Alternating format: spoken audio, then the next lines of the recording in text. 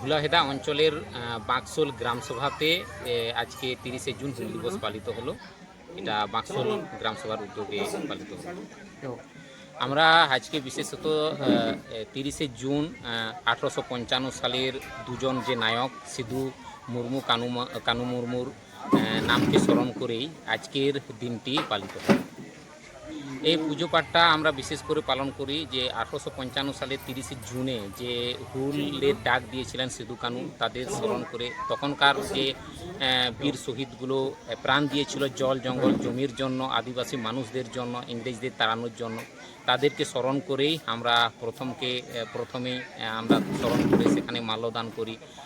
তারপর বিভিন্ন রকম আচার অনুষ্ঠানের মাধ্যমে, নাচ গানের মাধ্যমে এই দিনটিকে আমরা বিশেষভাবে পালন করি। দেখুন, আজকের এই দিনটা আমাদের কাছে চিরস্মরণীয়। কারণ কি আছে, আমাদের ইংরেজদের বিরুদ্ধে যেসব বিপ্লবীরা লড়াই করেছিলেন তার মধ্যে সিধু কানু থেকে আরম্ভ করে আমাদের এই এসটি সমাজের বিভিন্ন যারা বিপ্লবী ছিলেন তারা যে লড়াইয়ে অংশগ্রহণ করেছিলেন, হুল দিবস তারই একটা প্রমাণ।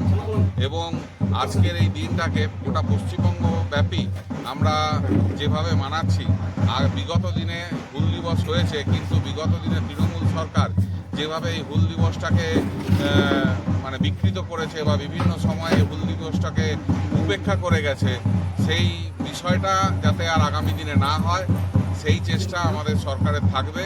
এবং আগামী দিন যাতে এসটি সমাজের লোকেরা, এসটি সমাজের মানুষেরা এই বিপ্লবীদের কোনোভাবেই ভুলতে না পারে এবং আমাদের গোটা পশ্চিমবঙ্গব্যাপী তথা গোটা ভারতবর্ষব্যাপী যাতে এসটি সমাজের যে ইংরেজদের তাড়ানোর ব্যাপারে যে ওনাদের যে যোগদান, সেটা যাতে কোনোভাবেই ভুলতে না পারে, তার জন্য আমাদের ভারতীয় জনতা পার্টির সরকার বিগত দিনেও সচেষ্ট ছিল, আজও আছে, আগামী দিনেও থাকবে।